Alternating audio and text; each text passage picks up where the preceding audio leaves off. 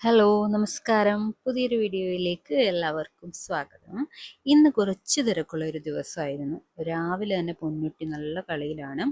ഇന്നിവിടെ ബ്രേക്ക്ഫാസ്റ്റിന് ഇഡ്ഡലിയും സാമ്പാറുമാണ്. ബ്രേക്ക്ഫാസ്റ്റൊക്കെ കഴിഞ്ഞ് ഞാൻ വണ്ടി എടുത്തിട്ട് നേരെ കോഴിക്കടയിലേക്കാണ് വിട്ടത്. ഇന്നാണെങ്കിൽ ലഞ്ചിന് നമുക്ക് ചിക്കൻ കറി വെക്കാമെന്നാണ് പ്ലാൻ ചെയ്തിരിക്കുന്നത്. അങ്ങനെ നല്ല ഫ്രഷ് ചിക്കൻ തന്നെ വാങ്ങിയിട്ടുണ്ട്. തിരിച്ച് വരുന്ന വഴി 1 കിലോ സവാളയും കൂടി എന്തായാലും വാങ്ങിയിട്ടാണ് ഞാൻ വന്നത്. കാരണം വീട്ടിൽ സവാള ഇല്ലായിരുന്നു. പിന്നെ ഇതേണ്ട ഡ്രസ്സൊക്കെ മാറി ഒന്ന് കിച്ചണിലേക്ക് എത്തിയപ്പോഴേക്കും നല്ല നാടൻ പുളിശ്ശേരിയും അവിയലും ഒക്കെ അമ്മ റെഡിയാക്കി വെച്ചിട്ടുണ്ടായിരുന്നു. അമ്മ രാവിലെ അമ്പലത്തിൽ പോയിട്ട് വന്നപ്പോൾ കുറച്ച് പാൽപ്പായസം കൂടി കൊണ്ടുവന്നിട്ടുണ്ടായിരുന്നു.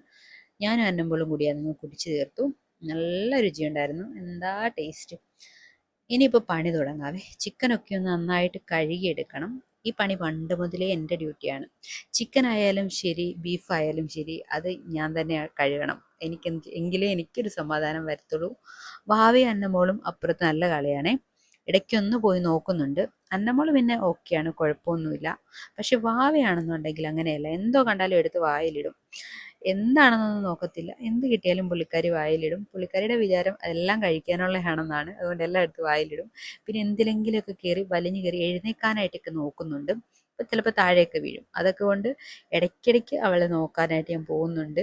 എപ്പോഴും ഒരു കണ്ണ് അവളുടെ മേലെ ഉണ്ടാവണം, എങ്കിലേ ശരിയാവത്തുള്ളൂ. പിന്നെ കുറച്ച് ഉള്ളിയൊക്കെ പൊളിക്കാനുണ്ട്, അത് പൊളിച്ചെടുക്കണം. പിന്നെ ഇഞ്ചിയും വെളുത്തുള്ളിയൊക്കെ ഞാൻ എപ്പോഴും ഇടികല്ലിലിട്ട് ചതച്ചെടുക്കാറാണ് ചെയ്യാറുള്ളത്. അതാണ് എനിക്കിഷ്ടം. നമുക്ക് വീട്ടിലൊക്കെ ഒരുപാട് പണിയൊക്കെ ഉള്ള സമയങ്ങൾ നമ്മളെ തന്നെ പഴിക്കാറുണ്ടല്ലേ. പക്ഷെ സത്യം പറഞ്ഞാൽ നമ്മുടെ കൈപ്പുണ്യത്തെ കാത്തിരിക്കുന്ന ഒരു കുടുംബം നമുക്കുണ്ടല്ലേ. നമ്മുടെ സാമീപ്യം ആഗ്രഹിക്കുന്ന മക്കള്, ഇതൊക്കെ സത്യം പറഞ്ഞാൽ ഇതൊക്കെ നല്ലൊരു ഭാഗ്യമാണ്. ചെറിയ ചെറിയ തടസ്സങ്ങളൊക്കെ വരുമ്പോഴത്തേക്ക് നമ്മൾ പതറാതെ മുന്നോട്ട് പോകുന്ന അമ്മമാരുണ്ടല്ലോ. സത്യം പറഞ്ഞാൽ ഏതൊരു വീടിൻ്റെയും വെളിച്ചം നമ്മൾ ഈ അമ്മമാർ തന്നെയാണ്. ആ ഒരു കരുത്താണ്, അമ്മമാരുടെ ഒരു കരുത്താണ് നമ്മുടെ ഒരു വീടിൻ്റെ ഒരു വെളിച്ചം എന്ന് പറയുന്നത്. അപ്പോൾ എന്തായാലും നമുക്ക് കാര്യത്തിലേക്ക് വരാം. നമ്മുടെ ഇതിനിടയിൽ ചെറിയൊരു പണി കിട്ടിയിട്ടുണ്ട് കേട്ടോ. നമ്മുടെ മെയിൻ കിച്ചണിലെ ഗ്യാസ് തീർന്നു പോയി. പിന്നെ എല്ലാം പൊക്കിയെടുത്ത് പഴയ കിച്ചണിലേക്ക് കൊണ്ടുപോയി. അവിടെ എക്സ്ട്രാ ഒരു ഗ്യാസ് കുറ്റി ഉള്ളത് കൊണ്ട് ബാക്കിയുള്ള കുക്കിംഗ് ഒക്കെ അവിടത്തേക്ക് മാറ്റി. പിന്നെ ഹോസ്പിറ്റലിലേക്ക് കുറച്ച് ഭക്ഷണം കൊടുത്തു വിടാനുണ്ട് കേട്ടോ. ഹസ്ബൻഡിൻ്റെ കയ്യിൽ കുറച്ച് ഭക്ഷണം കൊടുത്തു വിടാനുണ്ട്. ഒരാൾക്കുള്ളത് മതി. തട്ടുപാത്രത്തിലാക്കിയിട്ട് വേണം എല്ലാം ഒന്ന് കൊടുത്തു വിടാനായിട്ട്. അങ്ങനെ ഞാൻ ഓരോന്നും തട്ടുപാത്രത്തിലാക്കിയിട്ട് നമ്മൾ അപ്പുറത്തെ കിച്ചണിൽ വെച്ച് ഉണ്ടാക്കിയതെല്ലാം തിരികെ നമ്മുടെ മെയിൻ കിച്ചണിലേക്ക് കൊണ്ടുവന്നിട്ട് ഓരോന്നും തട്ടുപാത്രത്തിലാക്കിയിട്ട് ഞാൻ ഹസ്ബൻഡ് കയ്യിൽ കൊടുത്തു വിട്ട്. ഇവിടെയാണെങ്കിൽ അന്നമോൾക്കാണെങ്കിൽ ഫുഡ് കഴിക്കാൻ ഭയങ്കര മടിയാണ്. ചിക്കൻ കറിയുള്ള സമയത്തൊക്കെ ആണെങ്കിൽ അവൾക്ക് ഫുഡ് കഴിക്കാൻ ഇഷ്ടമാണ്, തന്നെ ഇരുന്ന് കഴിച്ചോളും. അല്ലാതുള്ള സമയങ്ങളിലൊക്കെ ആണെങ്കിൽ വാരി കൊടുത്ത് വായിൽ വെച്ചാലേ അവൾ കഴിക്കത്തുള്ളൂ. പിന്നെ ഫോണൊക്കെ വെച്ച് കൊടുക്കണം. ഫോണൊക്കെ കണ്ടുകൊണ്ട് കഴിക്കുന്ന അത്ര നല്ല ശീലമല്ല, പക്ഷെ എന്നാലും എങ്ങനെയെങ്കിലും കഴിച്ചോട്ടെ എന്ന് കരുതി കൊടുക്കാറുണ്ട്.